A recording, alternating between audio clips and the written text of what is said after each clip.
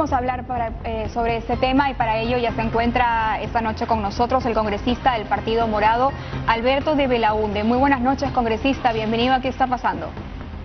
Buenas noches, Pela. Gracias por la invitación. A usted. Congresista, ¿cómo toman, digamos, las declaraciones del Papa Francisco sobre esta posición que él plantea ahora y lo que se puede interpretar básicamente como un llamado de atención para aquellos países, como por ejemplo el nuestro, que todavía no tienen una legislación que favorezca o que permita una unión civil? Sí, yo quisiera empezar señalando un aspecto conceptual que creo que es importante, ¿no?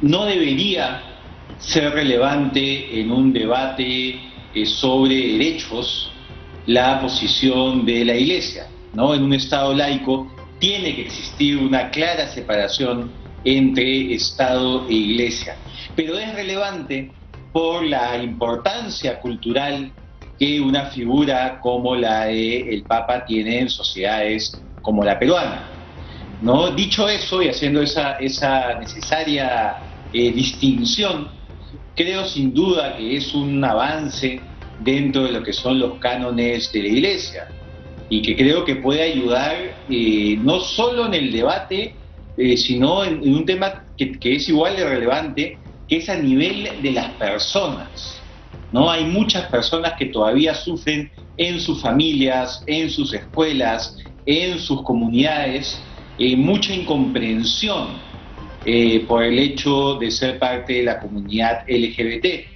Yo recuerdo, por ejemplo, cuando era adolescente, el entonces arzobispo de Lima dio unas declaraciones señalando que los homosexuales no estaban en el plan de Dios. Y recuerdo cómo me sentí mal, ¿no? Entonces, que en estos años se haya avanzado y ahora haya un Papa hablando no solo de la unión civil, sino de las familias que integran personas del mismo sexo con un proyecto de vida en común, no solo es un avance, sino es, creo, un mensaje muy positivo. Yo quisiera que diéramos una miradita a cómo está la situación en la región. Me parece que Perú y Venezuela son dos de los países que todavía no han generado una legislación que favorezca una unión civil.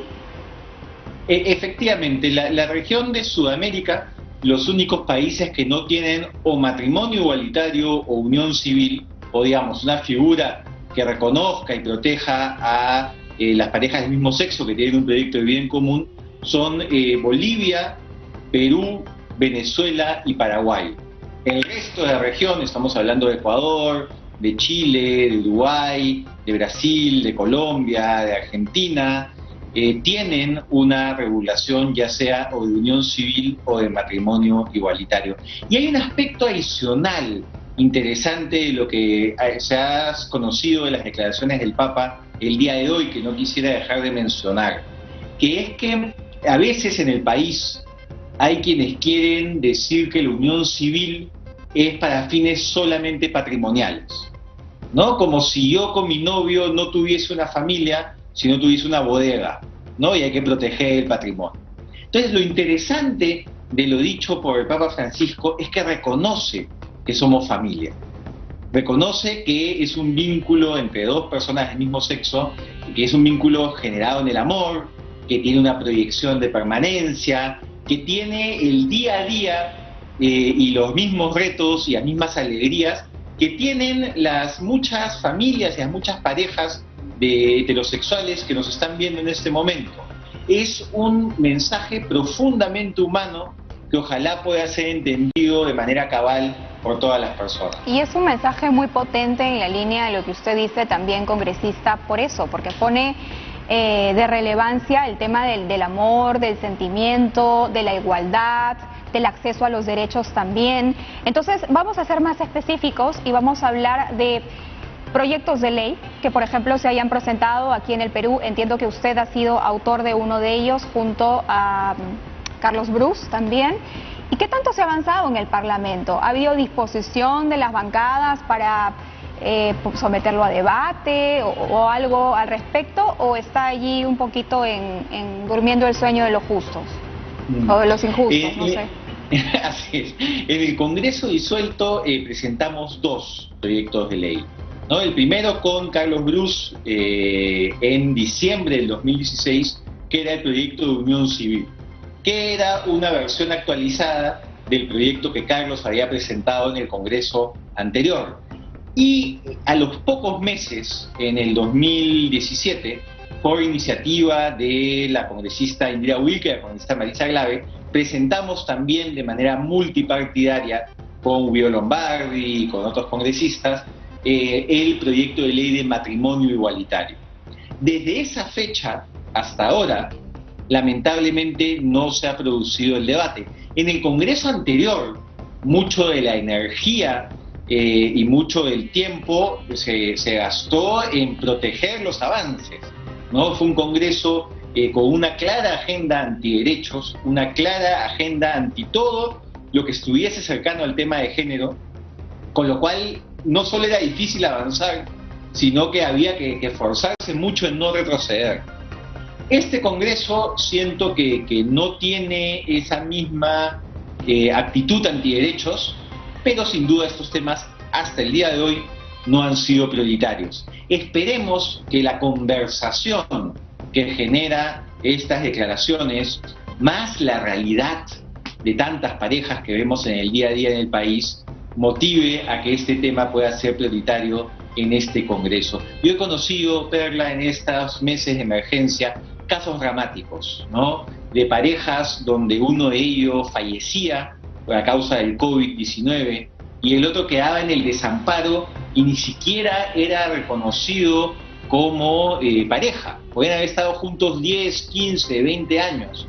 Y estamos hablando de la realidad de muchas parejas en el país. Y lo que se busca finalmente con una figura como el matrimonio igualitario o la unión civil es el reconocimiento de la familia para asignar deberes y derechos. La posibilidad de visitar a alguien a tu pareja cuando está enfermo en el hospital, la posibilidad de compartir un seguro de salud, la posibilidad de tener una pensión de viudez, la posibilidad de estar protegido ante un caso de violencia familiar. En fin, todas aquellas cosas que son naturales y evidentes para cualquier pareja heterosexual que decida hacer vida en común, debería ser también natural y asequible a cualquier pareja del mismo sexo.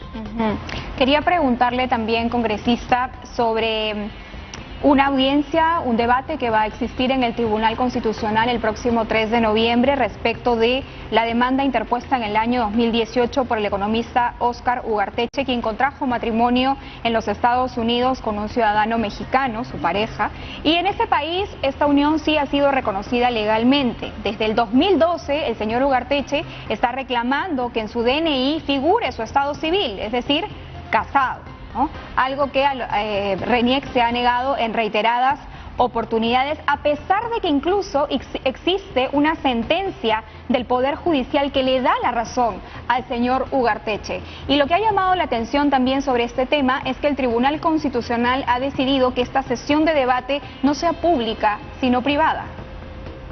Sí, esos casos son dramáticos y son varios. El de Óscar, que además es fundador del MOL, líder histórico del activismo LGTB en el país, es el de más antecedentes.